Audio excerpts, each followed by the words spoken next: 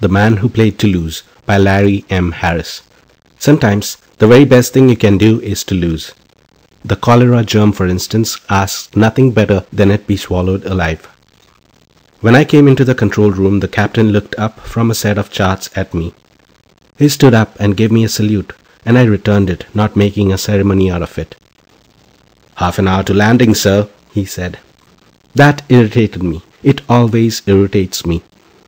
"I'm not an officer," I said. "I'm not even an enlisted man." He nodded too quickly. "Yes, Mr. Cowboy," he said. "Sorry." I sighed. "If you want to salute," I told him, "if it makes you happier to salute, you go right ahead. But don't call me sir. That would make me an officer, and I wouldn't like being an officer. I've met too many of them." It didn't make him angry. He wasn't anything except subservient and awed and anxious to please. "Yes, Mr. Cowboy," he said. I searched in my pockets for a cigarette and found a cup of them and stuck one into my mouth. The captain was right there with the light, so I took it from him. Then I offered him a cigarette. He thanked me as if it had been a full set of crown jewels. What difference did it make whether or not he called me sir? I was still God to him, and there wasn't much I could do about it. "Did you want something, Mr. Cowboy?" he asked me, puffing on the cigarette. I nodded. "Now that we're getting close," I told him, "I want to know as much about the place as possible. I've had a full hypno, but a hypno's only as good as the facts in it, and the facts that reach Earth may be exaggerated, modified, distorted, or even out of date." "Yes, Mr. Cowboy," he said eagerly. I wondered if when he was through with that cigarette he would keep the butt as a souvenir. He might even frame it, I told myself. After all, I'd given it to him, hadn't I? The magnificent Mr. Cowboy, who almost acts like an ordinary human being, had actually given a poor, respectful spaceship captain a cigarette. It made me want to butt holes in the bulkheads. Not that I hadn't had time to get used to the treatment. Every man in my corps gets a full dose of awe and respect from the services, from government officials, and even from the United Cabinets. The only reason we don't get it from the man in the street is that the man in the street, unless he happens to be a very special man in a very unusual street, doesn't know the Corps exists. Which is a definite relief, by the way. At least, off the job, I'm no more than Ephraim Cowboy Citizen. I took a puff on my cigarette, and the captain followed suit very respectfully. I felt like screaming at him, but I kept my voice polite. "The war's definitely over, isn't it?" I said. He shrugged. "That depends, Mr. Cowboy," he said. "The armies have surrendered and the treaty's been signed. That happened even before we left Earth 3 or 4 weeks ago. But whether you could say the war was over, well, Mr. Cowboy, that depends." "Guerrillas?" I said. He nodded. "Wolin's a jungle world mostly," he said. 60% water, of course. But outside of that, there are a few cities, 2 spaceports, and the rest, 80 or 90% of the land area, nothing but jungle. A few roads running from city to city, but that's all." "Of course," I said. He was being careful and accurate. I wondered what he thought I'd do if I caught him in a mistake. Make a magic pass and explode him like a bomb, probably. I took in some more smoke, wondering whether the captain thought I had psi powers. Which of course I didn't, no need for them in my work, and musing sourly on how long it would take before the job was done and I was on my way back home. Then again, I told myself there was always the chance of getting killed, and in the mood I found myself, the idea of a peaceful, unrespectful death was very pleasant. For a second or two anyhow. "The government holds the cities," the captain was saying, "and essential trade services, spaceports, that sort of thing. But a small band of men can last for a long time out there in the wilds." "Living off the country," I said. He nodded again. "Wolin's 99's Earth normals," he said. "But you know that already." "I know all of this," I said. "I'm just trying to update it a little, if I can." "Oh," he said. "Oh, certainly, sir. Mr. Cowboy." I sighed and puffed on the cigarette and waited for him to go on. After all, what else was there to do? For a wonder, the hypno had been just about accurate. That was helpful. If I had heard some new and surprising facts from the captain, it would have thrown all the other information I had into doubt. Now I could be pretty sure of what I was getting into. By the time we landed, the captain was through, and I was running over the main points in my head for a last-minute check. Wolin, settled in the 85th year of the explosion, had established a parliamentary form of government set up generally along the usual model: bicameral, elective, and pretty slow. Trade relations with Earth and with the 6 other inhabited planets had been set up as rapidly as possible, and Wolin had become a full member of the committee within 30 years. Matters had then rolled along with comparative smoothness for some time, but some sort of explosion was inevitable. It always happens, and very recently that nice parliamentary government had blown up in everybody's face. The setup seemed to be reminiscent of something, but it was a little while before I got it. The ancient South American states in the pre-space days, before the United Cabinets managed to unify Earth once and for all. There'd been an election on Wolin, and the loser hadn't bowed gracefully out of the picture to set up a loyal opposition. Instead, he'd gone back on his hind legs, accused the winner of all sorts of horrible things, some of which, for all I knew, might even be true, and had declared Wolin's independence of the committee, which meant in effect independence from all forms of interplanetary law. Of course, he had no right to make a proclamation of any sort, but he'd made it, and he was going to get the right to enforce it. That was how William F. Sargent's army was formed. Sargent, still making proclamations, gathered a good-sized group of men and marched on the capital, New Didymus. The established government countered with an army of its own, and for 8 months neither side could gain a really decisive advantage. Then the government forces, rallying after a minor defeat near a place known as Andrews Farm, defeated an attacking force, captured Sargent and 2 of his top generals, and just kept going from there. The treaty was signed within 8 days. Unfortunately, some of Sargent's supporters had been hunters and woodsmen. Ordinarily, a guerrilla movement, if it doesn't grind to a halt of its own accord, can be stopped within a few weeks. Where a world is mostly cities, small towns and so forth, and only a little jungle, the bands can be bottled up and destroyed. And most guerrillas aren't very experienced in their work. A small band of men lost in the woods can't do much damage, but a small group of woodsmen on a planet that consists mostly of jungle is another matter. These men knew the ground, were capable of living off the country with a minimum of effort, and knew just where to strike to tie up roads and transportation, halt essential on-planet services, and in general, raise merry hell with the planet's economy. So the Wolin government called Earth, and the United Cabinets started hunting. Of course, they came up with our core, the troubleshooters, the unorthodox boys, the holy idols, and the core fished around and came up with me. I didn't really mind. A vacation tends to get boring after a week or 2 anyhow. I've got no family ties I care to keep up, and a few enough close friends. Most of us are like that, I imagine. It's the nature of the job. It was a relief to get back into action, even if it meant putting up with the kowtowing I always got. When I stepped out onto the spaceport grounds, as a matter of fact, I was feeling pretty good. It took just 10 seconds for that to change. The president himself was waiting, as close to the pits as he could get. He was a chubby, red-faced little man, and he beamed at me as if he were Santa Claus. "Mr. Cowboy," he said in a voice that needed roughage badly, "I'm so glad you're here. I'm sure you'll be able to do something about the situation."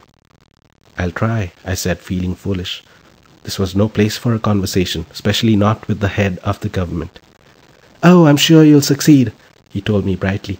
"After all, Mr. Cowboy, we've heard of your group. Oh yes, your fame is universal." "Sure," I said, "I'll do my best, but the less I'm seen talking to you, the better." "Nevertheless," he said, "if we need to meet—" "If we do," I said, "there's a set of signals in the daily papers. Your intelligence should know all about that, Mr. President." "Ah," he said, "of course, certainly. Well, Mr. Cowboy, I do want to tell you how glad I am." "So am I," I said. "Goodbye." The trouble with the democratic process is that a group of people picked at random can elect some silly leaders. That's been happening ever since ancient Greece, I imagine, and it'll go on happening. It may not be fatal, but it's annoying.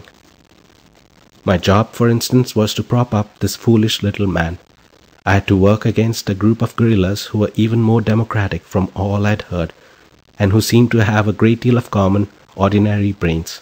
Of course, I wasn't doing it for the president. It was for the community as a whole, and it needed to be done. But I can't honestly say that that made me feel any better about the job. I was driven out of the city right after I'd packed up my supplies. 2 days' food and water in a rude knapsack, a call radio, and some other special devices I didn't think I was going to need. But, I told myself, you never know. There was even a suicide device just in case. I packed it away and forgot about it. The city was an oasis in the middle of jungle, with white clean buildings and static clean streets and walks. It didn't seem to have a park, but then it didn't need one. There was plenty of park outside.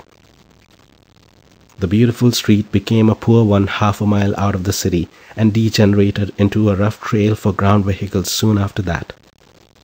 How many people are there on this planet? I asked my driver. He never took his eyes from the road. 2.5 million last census, he said with great respect. That explained things, of course. As the population grew, the cities would expand and the forests would go under. It had happened on Earth and on every settled planet.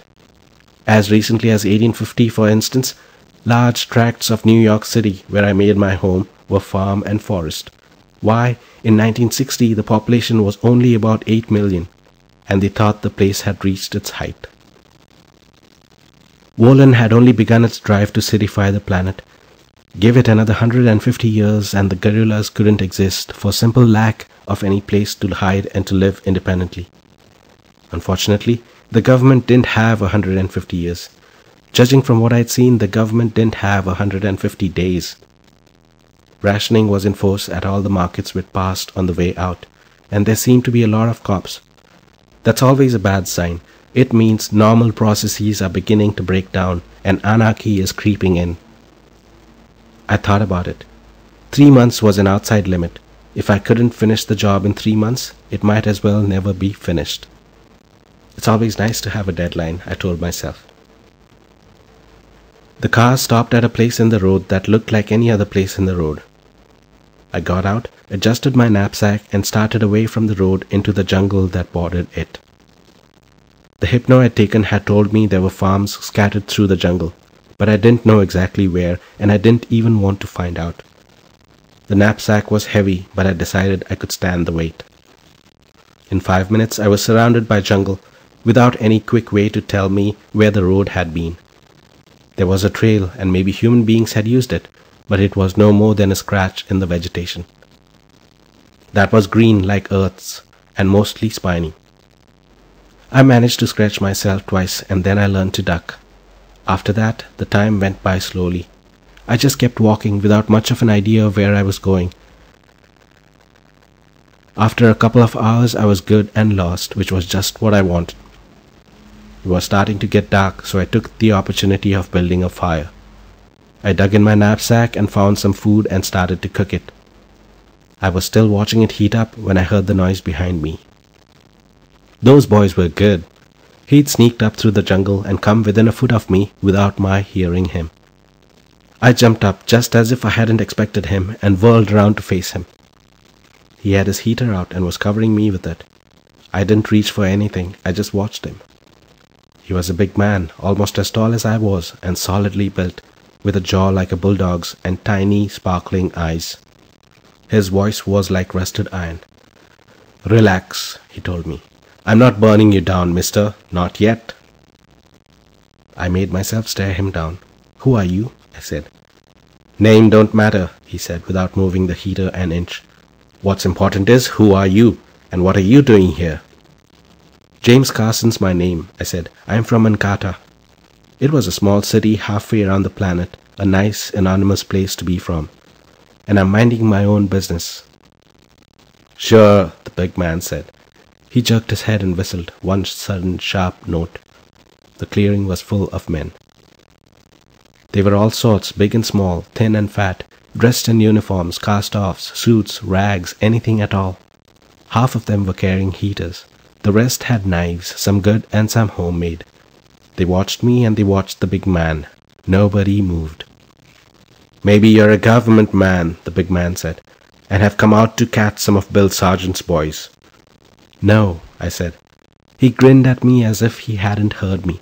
"Well," he said, "This ought to be a big enough catch for you, mister. Want to capture us all right now and take us back to New Didymus with you?" "You've got me wrong," I said. Another man spoke up. He was older, in his late 40s, I thought.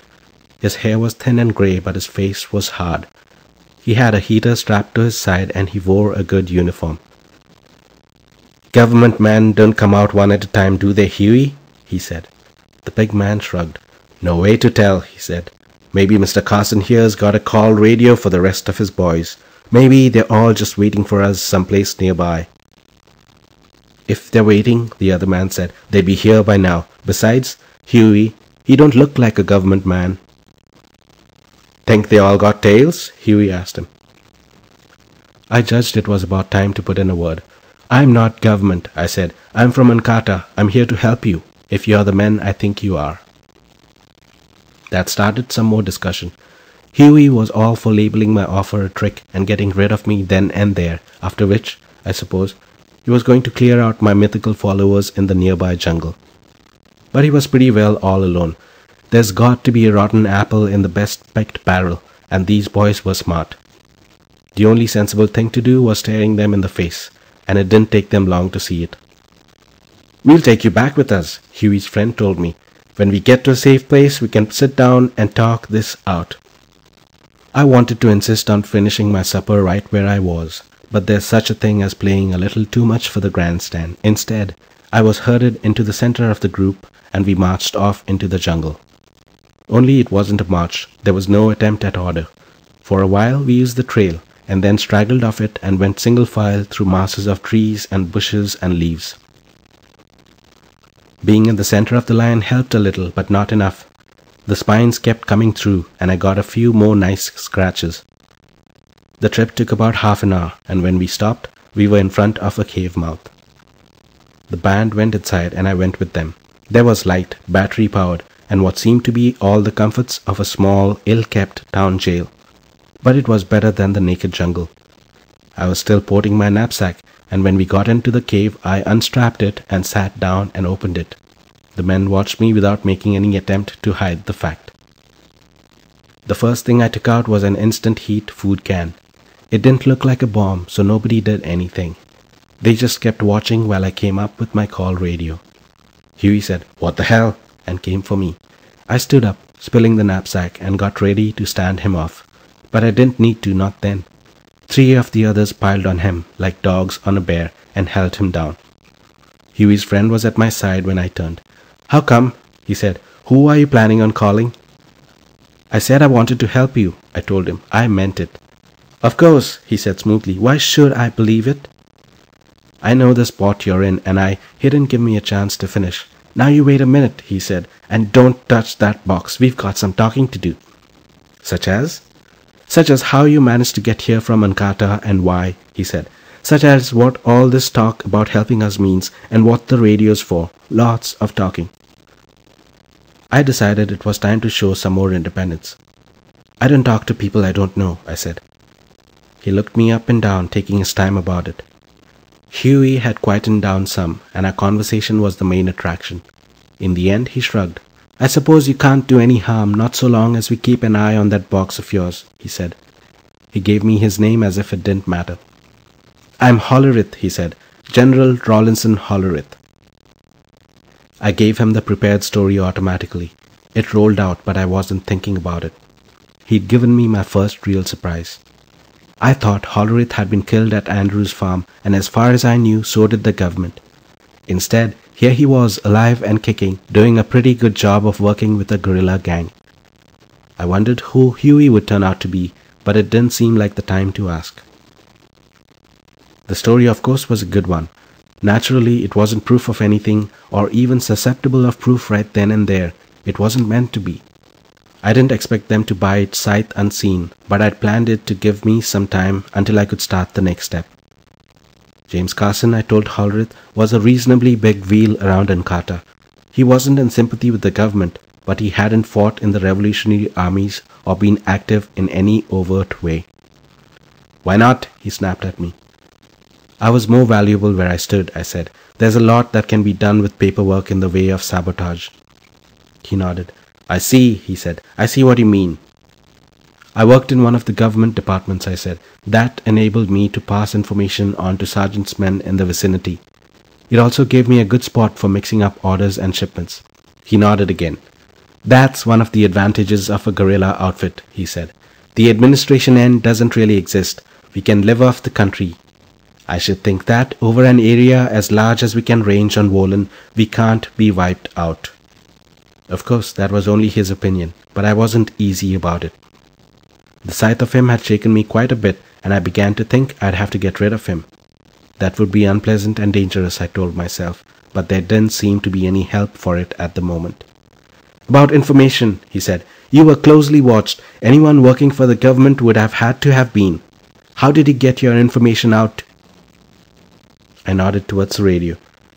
It's not a normal call radio, I said with perfect truth. Its operation is indetectable by the normal methods. I'm not an expert, so I won't go into technical details. It's enough that the radio works. Then why come to us? Hollerith said. Aren't there guerrillas in the Encarta vicinity for you to work with? I shook my head.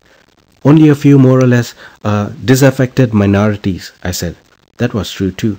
They raised hell for a day or so and then walked in and surrendered. The guerrilla network on the entire planet, sir, is under your command. He shook his head. It's not my command, he said. This is a democracy.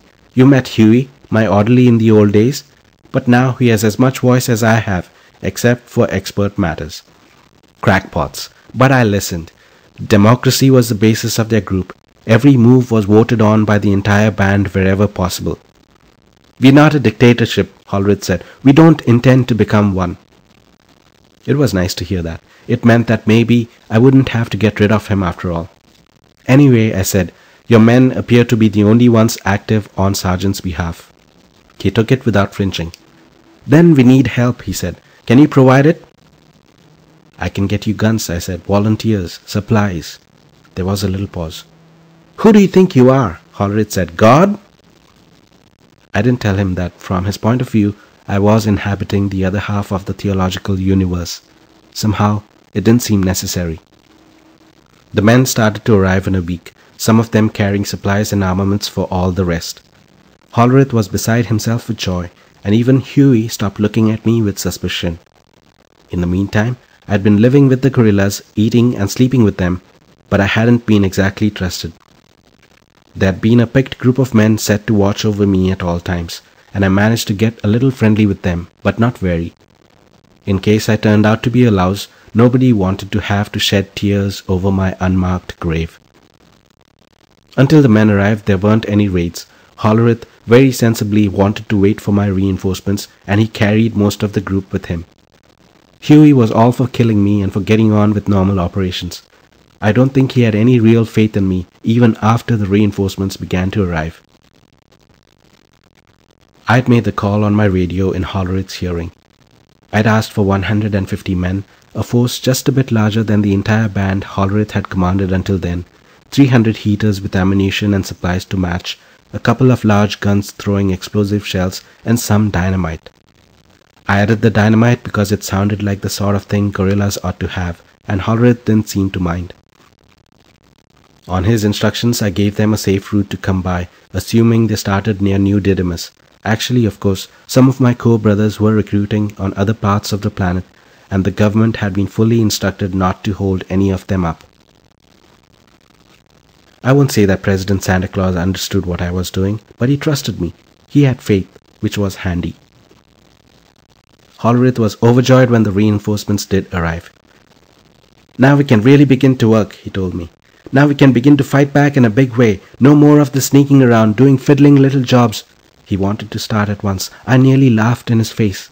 It was now established that I didn't have to get rid of the man.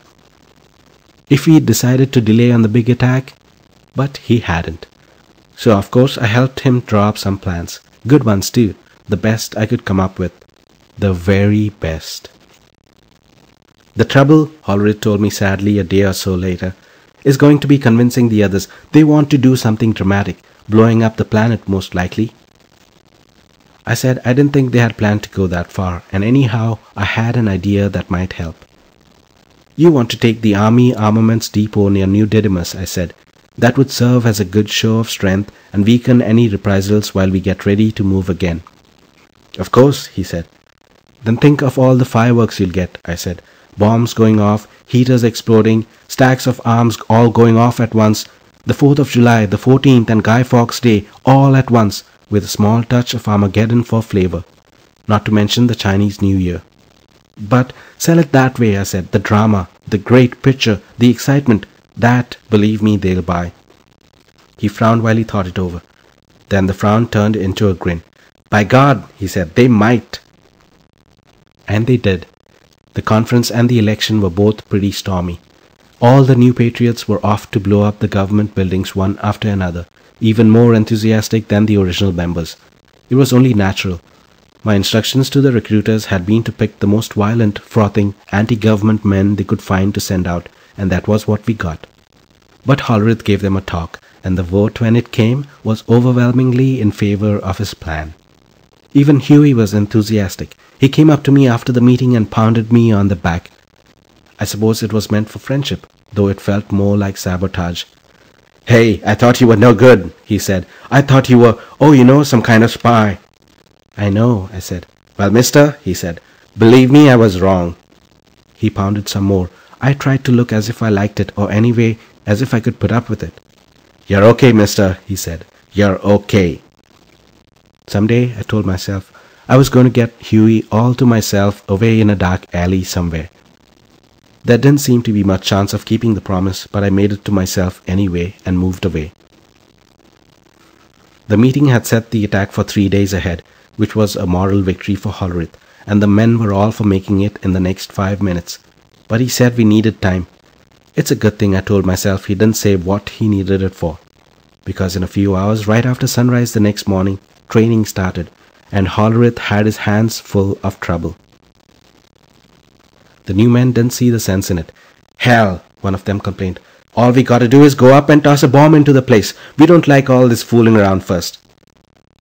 The fooling around involved jungle training, how to walk quietly, how to avoid getting slashed by a vine, and so forth. It also involved forming 2 separate attack groups for Hollerith's plans. That meant drilling the groups to move separately and drilling each group to stay together. And there were other details, how to fire a heater from the 3rd rank without incinerating a comrade in the 1st rank, signal spotting in case of emergency and sudden changes of plans, the use of dynamite, its care and feeding, picking targets, and so forth and so forth. Hollerith's 3 days seemed pretty short when he thought about what they had to cover.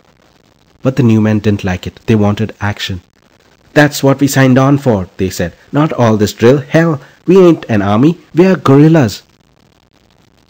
The older hands and the more sensible members of the band tried their best to talk the new men into line. Some of the officers tried ordering them into line, but the talk was ignored. And as for the officers, well, the old United States Civil War tried a democratic army for a while on both sides. Unfortunately, electing your officers is not an efficient way to run things. The most popular man makes the best officer about as often as the most popular man makes the best criminal law judge, or engineer for that matter. War's not a democratic business. This one, however, seemed to be. Mass election of officers was one of the rules, along with the voting on staff decisions. The new men outnumbered the older hands. New officers were elected, and that stopped the orders. Hollerith was about 2/3 of the way out of his mind when the 3 days were up and the attack time came around. When night fell, the atmosphere around the cave was as tense as it could get without turning into actual lightning. It was a warm, still night. The single moon was quarter full, but it shed a lot more light than Earth's moon. We blacked ourselves and Hollerith went over the plan. We were still divided into 2 groups, ragged groups, but groups. The first wave was to come around on the depot from the left, attacking in full force with all armaments and some of that dynamite. When things were getting towards a peak in that direction, the second group was to come in from the right and set off its own fireworks. Result, Hollerith hoped, demolition, confusion, catastrophe. It was a good plan. Hollerith obviously wasn't sure of his own men anymore, and neither would I have been in his spot. But he had the advantage of surprise and superior arms. He was clearly hoping that would overbalance the lack of discipline, training, and order in his force. Besides, there was nothing else he could do. He was outvoted all the way down the line. I set out with hardly a qualm along with the second attack group. We were under the command of a shy, tall man with spectacles who didn't look like much. He'd been a trapper before the war, though, and was one of the original guerrillas for a wonder, and that meant he was probably a hell of a lot tougher and more knowledgeable than he seemed. Setting traps for Volan's animals, for instance, was emphatically not a job for the puny or the frightened. The first group was under Huey's command. Hollerith stayed with a small group of his own as a reserve. Actually, he wanted to oversee the battle, and the men were perfectly willing to let him, having gotten one idea into their democratic heads. Hollerith was too valuable a man for the guerrillas to lose. But I wasn't, of course. I'd done my bit. I'd gotten the volunteers. Now I could go and die for glory like the rest of them. The trouble was I couldn't see any way out. I marched in the dimness with the rest, and we managed to make surprisingly little noise. Volan's animals were active and stirring anyhow, and that helped.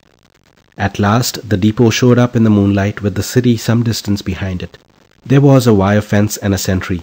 Immediately in view behind him were square blocky buildings in a clearing.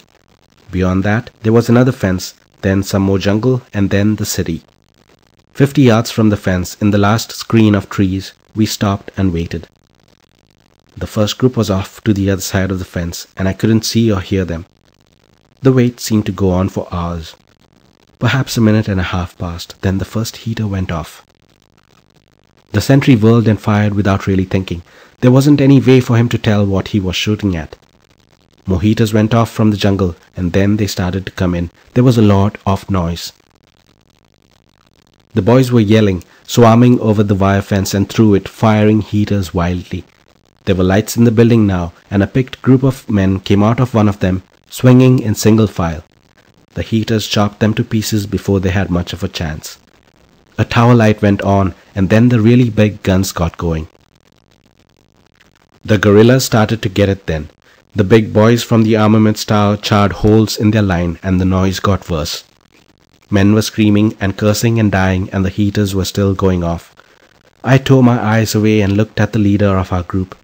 He was poised on the balls of his feet, leaning forward. He stayed that way, his head nodding very slowly up and down for a full second. Then he shouted and lifted an arm, and we followed him, a screaming mob, down into hell. The big guns were swiveled the other way, and for a couple of seconds we had no trouble. Our boys weren't playing with heaters too much. Instead, the dynamite started to fly. Light the fuse, pick it up and heave, then stand back and watch. Fireworks, excitement. Well, it was what they wanted, wasn't it? There was an explosion as a small bundle landed inside the fence in a courtyard. Then another one, the flashes lighting up faces and bodies in motion. I found myself screaming with the rest of them. Then the big one went off. One of the dynamite bundles had hit the right spot. Ammunition went off with a dull boom that shook the ground, and the light was too bright to look into. I went flat, and so did the others. I wondered about solid shells exploding and going wild, but there weren't any. The light faded, and then it began to grow again. I put my head up and saw flames. Then I got up and saw the others rising too. I turned tail for the jungle. Some of them followed me along with some of the first group. Order was lost entirely, and we were no more than pieces of a shrieking, delirious, victorious mob. I headed back for the base. Behind me, the ammunition depot burnt brightly. The raid was over. It had been an unqualified success, of course. The guerrillas had done the best job of their careers, so far. Hollerith was back in the cave before me. Put it down to a shortcut or just more practice in the jungle. When I came in, he looked terrible, about 112 years old and shrunken. But my appearance seemed to rouse him a little. He gestured, and the others in the cave, 3 or 4 of them, went out. One stood at the entrance. There was a silence. Hollerith grimaced at me. "You're working for the government," he said. It wasn't a question. I shook my head. "Keep it," he said. "James Carson from Ankata is a cover identity, that's all. I tell you, I know." He didn't look ready to pull a heater. I waited a second. The silence got louder. Then I said, "All right, how do you know?" The grimace again, twisted and half humorous. Why, because you got me recruits, he said. Because you got me armaments, because you helped me. Doesn't make sense, I said. Doesn't it? He turned away from me for a second. When he turned back, he looked more like General Rawlinson Hollerith and less like a corpse. You got me fanatics, men who hated the government. Well, they don't think straight, he said. There isn't room in their minds for any more than that hatred. And they're democratic, just like the rest of us. They vote. You set that up, I said. I had nothing to do with it. He nodded. I know, he said. There are places where democracy just doesn't work, like an armed force. As long as most of the members think alike, you're all right. But when a new factor comes into the picture, why, nobody knows what he's voting for. It becomes a matter of personal preference, which is no way to run a war. All right, I said, but I got you the men and their arms. Sure you did, he said. You got me everything I needed to hang myself with. He raised a hand. I'm not saying you worked against me. You didn't have to. I got you everything you wanted, I said. Sure, he said. Did you ever hear of jujutsu? You used my strength against me, he said. You got me what I wanted and did it in such a way that it would ruin me. But the attack was a success, I said. He shook his head. How many men are going to come back? He said. 50? 60? How many of them are going to get lost out there, return to the city, try to go up against New Didymus with a heater and nothing else? How many of them have had all the excitement they want? Those are going to head for home. A success? He paused. I waited. There was a general in Greece in the ancient days, he said. A general named Pyrrhus. He won a battle once and lost most of his men doing it. For my part, he said, another victory like this and we are undone. That's the kind of success we had. Hollerith had brains. A Pyrrhic victory, I said. And you know all about it, he said. You planned it this way. I shrugged. By doing what you wanted done, I said. He nodded, very slowly. What now? I said quietly. He acted for a second as if he didn't hear me. Then he spoke. Now, he said, we go back. Democracy, it's a limited tool like anything else. No tool is so good that it can be used in every case on every problem. We were wrong. We'd better admit it and go back. But your men? The good ones know the truth now, he said, just as I do. The others, there's nothing else they can do without me and without the rest of the force. I took a deep breath. It was all over. And now, he said suddenly, I want you to tell me just who you are. Not James Carson, he said, and not from Ankata, not even from Wohlen. How do you know? I said. Nobody on this planet, he said, would do this job in just this way. I'm familiar enough with the top men to be sure of that. You're from the committee. That's right, I said. But who are you? What force? What army? No army, I said. You might call me a teacher. My corps is made up of teachers. We give lessons where lessons are needed. A teacher, he said quietly. A long time passed. Well, he asked, do I pass the course? You pass, I told him. You pass with high marks, General. I was off planet within 24 hours. Not that Santa Claus didn't want me to stay longer when I told him what had happened. Hell, he wanted to throw a banquet and 16 speeches in my honor. I was a holy idol